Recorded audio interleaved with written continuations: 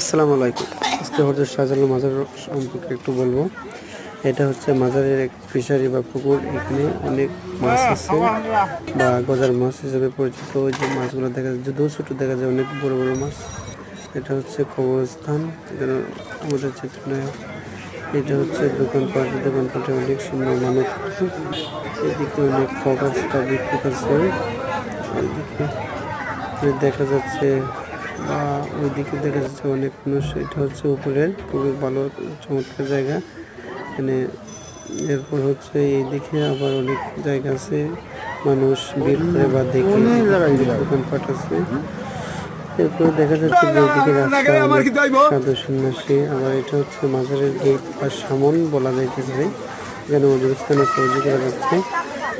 এরপরে এইদিকে হাজার হাজার কবুতর আছে, এদিকে মানে কবুতর মানে উড়াউড়ি করতেছে, বা এটা মাঠ বলা যায়। এই যে জায়গা দেখা যাচ্ছে, এটা হচ্ছে খেজুর গাছের বাগান। এটা হচ্ছে মসজিদ, শাহজালাল যে মসজিদ, এই মসজিদ এটা।